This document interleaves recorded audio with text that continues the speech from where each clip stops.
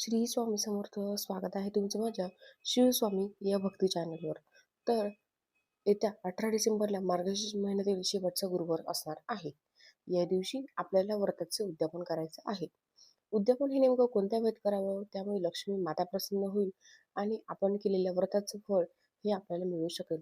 उद्यापनासाठी कोणता शुभ मुहूर्त आहे आणि एकदा का या व्रताचं उद्यापन झालं की दुसऱ्या दिवशी आपण उत्तर पूजा करतो. त्यानंतर कळसावरील नारळाचं काय करायचं, त्याचबरोबर पूजेमध्ये वापरलेले सर्व साहित्य, पैसे, तांदूळ, विड्यावरचं साहित्य, या सर्वांचं काय करायचं, हे सर्व मी तुम्हाला या आजच्या व्हिडिओमध्ये सांगणार आहे. कारण अनेक महिला खूप चुका करतात आणि त्यामुळे आपण केलेल्या व्रताचं फळ हे आपल्याला मिळू शकत नाही. त्यामुळे हे जे सर्व साहित्य आहे, या सर्व साहित्याचं योग्य पद्धतीने विसर्जन कसं करायचं हे मी तुम्हाला आजच्या व्हिडिओमध्ये सांगणार आहे. त्यासाठी व्हिडिओ हा शेवटपर्यंत पहा. या व्रताची सुरुवात मार्गशीर्ष महिन्यातल्या पहिल्या गुरुवारपासून केली जाते आणि शेवटच्या गुरुवारी या व्रताचं उद्यापन देखील केलं जातं. आता या वर्षी एकूण 4 गुरुवार आलेले आहेत आणि 18 डिसेंबरला शेवटचा चौथा गुरुवार असणार आहे.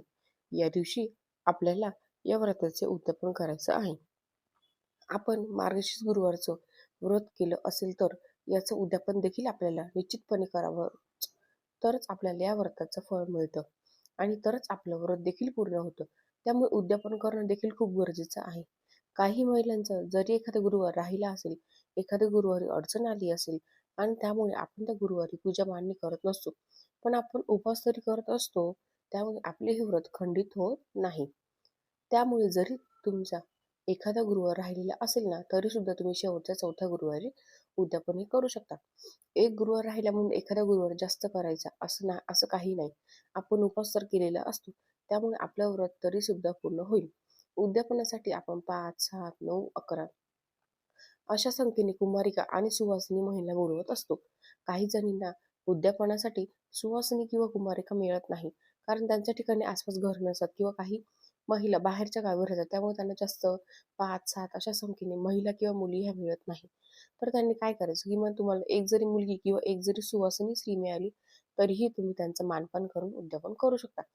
म्हणजेच एकाच सुवासिनीला बोलवून तिला हळदी कुंकू लावून तिच्या हातावरती एखादं फळ देऊन, व्रताचे पुस्तक देऊन तुम्ही दूध वगैरे देऊ शकता किंवा जेवणासाठी बोलवलं असेल तर तुम्ही जेवण देखील देऊ शकता किंवा साधा प्रसाद दिला तरी देखील चालतो. त्यांना नमस्कार मात्र अवश्य करावा आणि अशा प्रकारे जरी उद्यापन केलं मनापासून, तरी आपल्याला या व्रताचे फळ हे नक्की मिळेल. आणि चौथ्या गुरुवारीच आपल्याला उद्यापन करायचं आहे, कारण मार्गशीर्ष महिन्यातील शेवटच्या गुरुवारी उद्यापन करावं असं त्या व्रतकथेच्या पुस्तकेमध्ये त्यांच्या नियमामध्ये देखील दिलेलं आहे.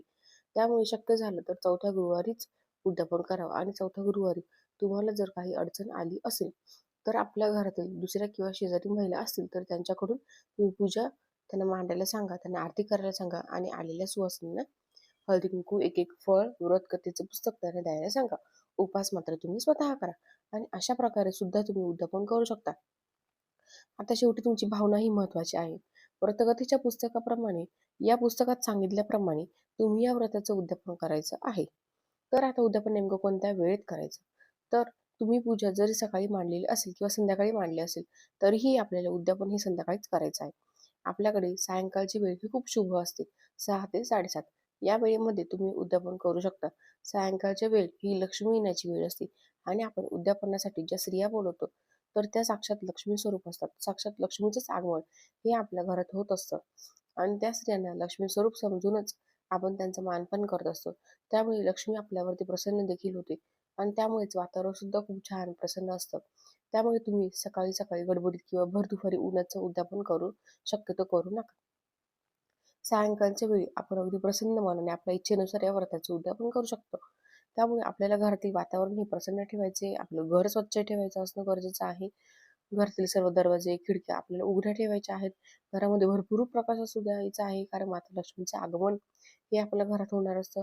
आणि ज्या घरात शांतता, स्वच्छता आणि विचारामध्ये एकी असते, त्या घरी माता लक्ष्मीला निवास करायला खूप आवडते. त्यामुळे लक्ष्मी येण्याच्या वेळेला किंवा लक्ष्मीला प्रिय असणाऱ्या गोष्टी जर आपण केल्या तर माता लक्ष्मी आपल्या घरामध्ये कायम टिकून राहते. अशा प्रकारे आपण व्रताचे उद्यापन केलं की पूजा आपल्याला दुसऱ्या दिवशी म्हणजे शुक्रवारी सकाळी ही उचलायची असते. मग तुम्ही दुसऱ्या दिवशी सकाळी लवकर उठून स्वच्छ अंघोळ करून तुम्ही देवीपाशी जाऊन दिवा वगैरे लावायचा आहे. देवीची उत्तरपूजा करायची आहे. मग उत्तरपूजा कशी करायची बघा. प्रथम सर्व पूजेवरती तुम्ही हळदी कुंकू अक्षता अर्पण करा. नंतर देवीची आरती करावी आणि आपल्या हातून कळत नकळत काही चूक झाली असेल तर क्षमा प्रार्थना करावी. हे देवी आहे, हे देवी आई, तुझे वास्तव्य आणि कृपादृष्टी आमच्या घरावर सदैव असू दे, अशी मनोभावे प्रार्थना करावी. आणि नंतर आगमन पुनरागमन असे 3 वेळा बोलून घटावरील नारळ प्रथम उचलून ठेवावा. घटावरचा नारळ तुम्ही वाहत्या पाण्यामध्ये विसर्जित करू शकता किंवा तो नारळ तुम्ही फोडून प्रसाद म्हणून देखील घरीच खाऊ शकता. जशी तुमच्याकडे पद्धत असेल त्यानुसार तुम्ही करू शकता. पण बघा, नारळ फोडून प्रसाद म्हणून खातात. पण लक्षात ठेवा, ही चूक मात्र अजिबात करू नका. कारण आपण जेव्हा गुरुवारची पूजा मांडतो तर तो नारळ आपण कळशावरती ठेवलेला असतो आणि त्या नारळाची आपण लक्ष्मी स्वरूप पूजा करत असतो. त्या नारळाला आपण वस्त्र घालतो, नारळाला देवीचा मुखवटा लावतो, म्हणजे साक्षात तर आपण त्या नारळाची लक्ष्मी स्वरूप म्हणून पूजा करतो. त्यामुळे ते नारळ फोडणं हे योग्य वाटत नाही. त्यामुळे तो नारळ तुम्ही शक्यतो विसर्जित करा किंवा आपल्या शेतामध्ये किंवा बागेमध्ये तुम्ही त्याचं वृक्षारोपण देखील करू शकता. मात्र आपण तो लक्ष्मी स्वरूप मानून पूजत असल्याने आपल्याला तो नारळ फोडायचा नाही. तर तुम्ही मी सांगितल्याप्रमाणे विसर्जन करू शकता किंवा त्याचं एखादं झाड लावू शकता. तसेच कळशावरती तसेच तसेच तुम्ही कळशावरती सुद्धा जे काही पाणी देखील आपल्याला तुळशीला सोडून इतर झाडांना घालायचं आहे आणि थोडे पाणी देखील तुम्ही घरामध्ये शिंपडू शकता. त्यानंतर पूजेमध्ये वापरलेले तांदूळ काय करायचं तर बघा, आपण पहिल्या गुरुवारपासून ते शेवटच्या गुरुवारपर्यंत प्रत्येक गुरुवारी तेच तांदूळ वापरतो. त्यामुळे बऱ्यापैकी तांदूळ हे खराब झालेले असतील. घरामध्ये वापरण्यासाठी जर योग्य नसतील तर तुम्ही ते तांदूळ पक्ष्यांना खाऊ घाला किंवा एखाद्या झाडाच्या बुंदापाशी टाकून द्या, जेणेकरून त्यावरती कोणाचा पाय पडणार नाही.